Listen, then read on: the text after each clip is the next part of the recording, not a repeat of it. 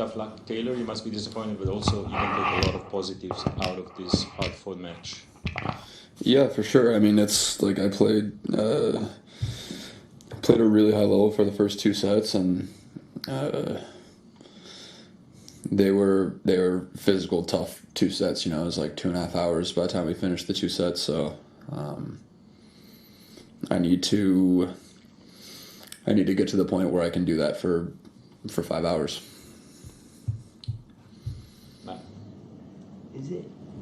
Is it kind of astonishing how hard it is to win points, games, much less sets and matches from Novak? I mean, can you describe how why it's so much tougher seemingly than against anyone else?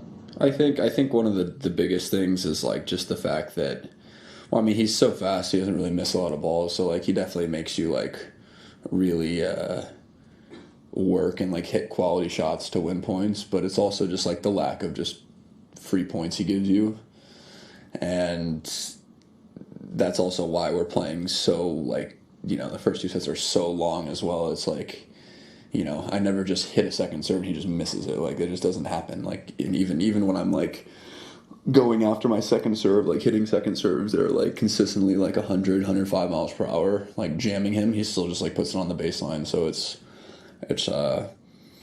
definitely tough when you don't get those free points. You kind of just have to like work for every single point. John? You said the first 15 break points that you faced. That must be uplifting in a way. I know you're coming off a loss, but you must take some goodness out of it. Yeah, I mean, it's great to win. It's great to win that many big points in a row. I think I got to a point where I just saved so many. I was playing the break points so well because I just like didn't even care if I got broken anymore, because in my mind I was like, he deserves to break me at some point. So I was playing him loose and I was playing him so well. But I also honestly shouldn't have faced that many break points. I definitely could have played the games and served better to not put myself in that position. But how I was playing from the ground, like after, take out return, take out serve, how I was playing from the back of the court, I'm super happy with. Taylor, when you last spoke, you spoke about the fact that Novak had like an 8-0 record, and if you were him, you wouldn't change too much because things are working. How do you get yourself from knowing that to the point where you're out on court believing that you can win in that dogfight? For me, a lot of the record looks pretty bad, but at least 5 of those matches were played when, in my mind, I was a completely different player.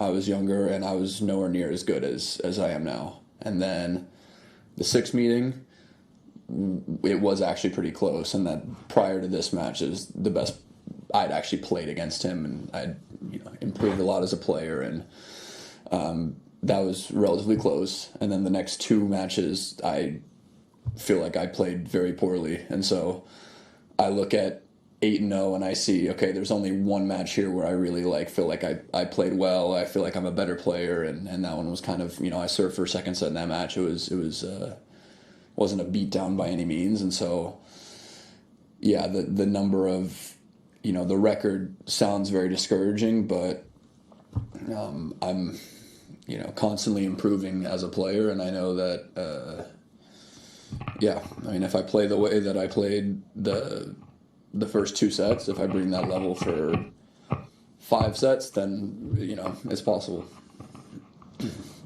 Taylor, you played Novak over a period of 5 years now. Do you see any signs that Novak is showing any kind of weaknesses? Is he getting maybe a little bit slower, maybe hitting the ball not that hard, or is there no signs at all? No, I mean, as from what I can recall from the first times we've played, to me, I think he's just as good as ever. Taylor, looking ahead, the next year and maybe even a year ahead of that, there's talk about merging the WTA and the ATP. I was wondering, do you have any particular thoughts on that, and can it work? And I mean, why do you think it's kind of taking so long if it's been talked about for a while? I mean, I think as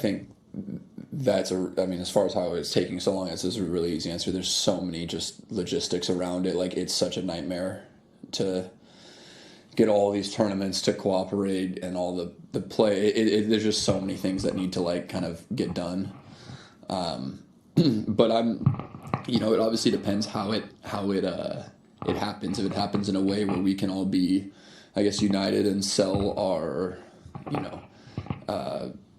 kind of licensing agreements as a package deal, and there's a way that it becomes beneficial for everyone because we're all united, then it makes a lot of sense.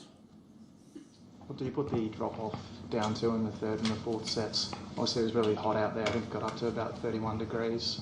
And was it frustrating for you at all to have to wait around until I think it was nearly 5 o'clock by the time you got onto the court?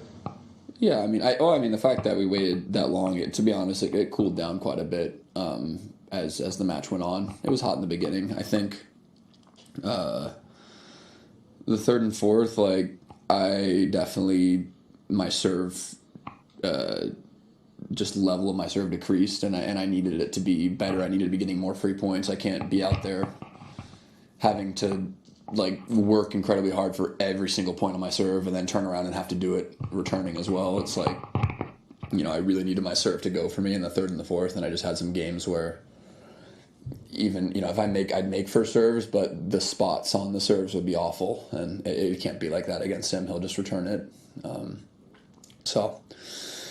And then also, there's a drop off of it was 2 sets, but I've played 4 sets in that time. It was 2.5 hours of really physical tennis. So,